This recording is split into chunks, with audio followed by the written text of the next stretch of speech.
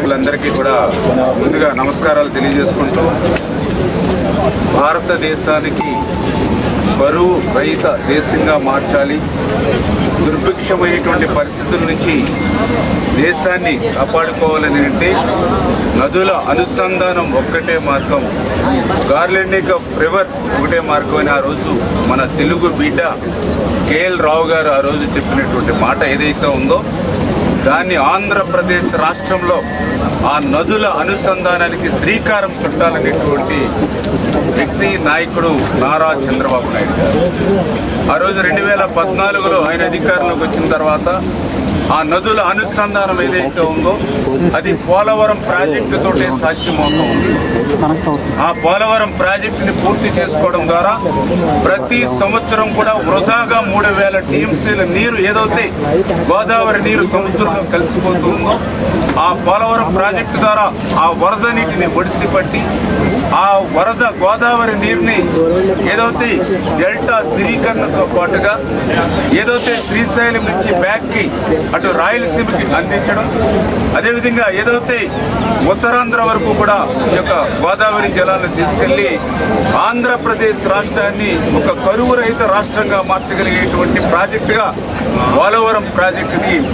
ఆ రోజు చంద్రబాబు నాయుడు గారు 2014లో ఎన్నో ప్రతిబంధకాలు ఉన్నప్పటికీ కూడా, ఎందుకంటే ఆ రోజు మీ అందరికీ తెలుసు ఏదైతే గోదావరి సంబంధించి పోలవరంకి ముంపు మండలాలు ఏవైతే ఉన్నాయో ఆ 7 ముంపు మండలాలు కూడా తెలంగాణలో ఉంటే మరి ఆ రోజు నరేంద్ర మోడీ గారితో మరి ఆ రోజు మాట్లాడి రేపు గవర్నమెంట్స్ స్టేట్ గవర్నమెంట్లు ఫామ్ అయిన తర్వాత ఆ ముంపు మండలాల్ని మనం బదిలీ చేసుకోవడానికి అవకాశం ఉండదు అని ఆ రోజు ఒక ఆర్డినెన్స్ని తీసుకొచ్చి మరి ఆ రోజు 7 ముంపు మండలాల్ని ఆంధ్రప్రదేశ్ రాష్ట్రానికి బదిలీ చేయడం ద్వారా మాత్రమే ఈరోజు ఈ పోలవరం ప్రాజెక్టు నిర్మాణం అవుతుంది అని అంటే అది చంద్రబాబు నాయుడు గారు ముందు చూపుతున్న నిదర్శనం. అయితే ఏదైతే ఆ పోలవరం ప్రాజెక్టు నిర్మాణం మరి ఒక 3 సంవత్సరాలు 4 సంవత్సరాలు 5 సంవత్సరాల్లో అవే కాల పరిధి అవుతుంది కాబట్టి ఈ లోపుగా మరి ఏదైతే ఆ వరద నీటిని వృధాగా పోనివ్వకుండా కొంతమేరైనా ఏదైతే ఎత్తిపోతల ద్వారా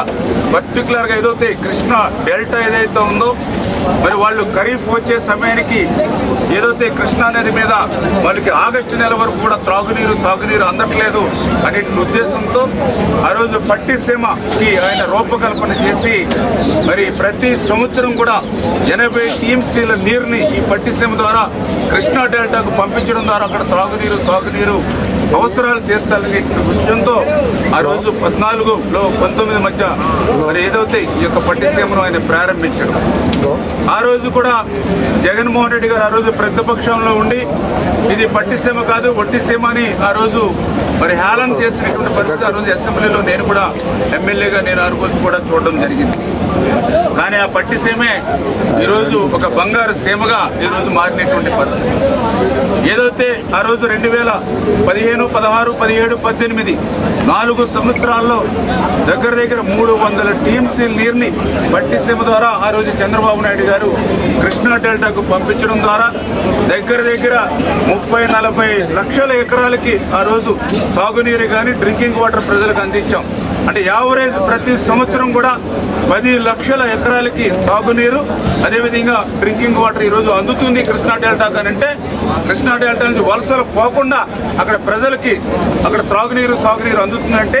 అది పట్టిసీమ పుణ్యం అనే విషయాన్ని ఈ సందర్భంగా ఒక్కసారి గుర్తు చేస్తున్నానని చెప్పి తెలియజేస్తూ ఉన్నాం. ఏదైతే ఇప్పుడే మరి మనం కూడా చూసాం పర్టికులర్గా ఏదైతే తాడిపూడిని కూడా ఇప్పుడే మనం ప్రారంభించుకోవడం ద్వారా అది కూడా దగ్గర ఒక 875 మరి 1000 క్యూసెక్కుల వరకు కూడా దాన్ని కూడా నీటిని పంప్ చేసుకుని అక్కడ కూడా 150,000 ఎకరాల వరకు కూడా అక్కడ కూడా సాగునీరు అందించేటువంటి కార్యక్రమాన్ని కూడా ఈరోజు ప్రారంభించుకోవడం జరిగింది. అంచేత ఏదైతే ఇప్పుడు ఇమ్మీడియట్లీ మన పురుషోత్తపట్నం కూడా మరి పంప్స్ ఓపెన్ చేయడం ద్వారా మరి ఏదైతే ఆ యొక్క స్టేజ్ 2లో మనం ఆ యొక్క ఏలేరు రిజర్వాయర్ కూడా నీటిని పంప్ చేసుకోవడం ద్వారా ఏదైతే ఇక్కడ ఆయకట్టు అంటే ఇటు పెద్దాపురం పిఠాపురం వీటికి సంబంధించినటువంటి ఆయకట్టుకు నీరు అందించడమే కాకుండా ఏలేరు రిజర్వాయర్ నుంచి ఏదైతే ఉత్తరాంధ్రకు స్టీల్ ప్లాంట్కు అదేవిధంగా విశాఖపట్నం డ్రింకింగ్ వాటర్ అందించేటువంటి అవకాశం జరుగుతుంది. అదేవిధంగా పుష్కరను కూడా ఈ రోజే మనం ఓపెన్ చేసుకుని అది కూడా దగ్గర 1200 క్యూసెక్కుల నీరు వరకు కూడా పుష్కర్ నుండి కూడా ఈ రోజు విడుదల చేయడానికి మరి ఈవేళ కూడా ప్రారంభం చేస్తూ ఉన్నాం. నిజంగా ఇది ఒక రికార్డ్. ఎందుకంటే ఏదైతే ఈ యొక్క గోదావరి వరద నీరుని పోలవరం ప్రాజెక్టు పూర్తయ్యే లోపల ఆ నీటిని సద్వినియోగం చేసేటువంటి విధంగా చంద్రబాబు నాయుడు గారు ముందు చూపుతూ ఏదైతే ఆ రోజు పట్టిసీమ కానీ పురుషోత్తపట్నం కానీ ఏదైతే వీటిని డిజైన్ చేసి పూర్తి చేశారో ఆ ఫలాలు ఈరోజు ఆ రైతులకి ఆ ప్రజలకి అందుతూ ఈవేళ ఒక్క చుక్క నీరు కూడా విడుదల కాకూడదని ఫ్లడ్ మేనేజ్మెంట్ని కరెక్ట్గా అసెస్ చేసి, అంటే ఈవేళ ఫ్లడ్ వస్తుందంటే ఈ నిమిషంలోనే కాదు, 1 డే బిఫోరే మనం భద్రాచలంలో రీడింగ్ ఎంత ఉంది, రేపటికి పోలవరంకి ఎంత వస్తుంది, ధవళేశ్వరంకి ఎంత ఏదైతే మళ్ళీ మనం అవుట్ఫ్లో ఇవ్వగలుగుతాం అనేది ప్రతిదీ కూడా మా కలెక్టర్ గారు కానీ మా అధికారులు కానీ మేము కానీ సమన్వయంతో క్యాలిక్యులేట్ చేసుకుని వాటర్ మేనేజ్మెంట్ పర్ఫెక్ట్గా చేయడం ద్వారా ఈవేళ 4 ఎత్తిపోతలను కూడా ఒక్కరోజు మేము ప్రారంభిస్తున్నామని అంటే ఇది ఈ ప్రభుత్వంకి ఉన్నటువంటి ముందు చూపు సమర్థతకు చంద్రబాబు నాయుడు గారికి ఉన్నటువంటి సమర్థతకు ఇది ఒక నిదర్శనం అనే విషయాన్ని మరి ఈ సందర్భంగా తెలియజేసుకుంటూ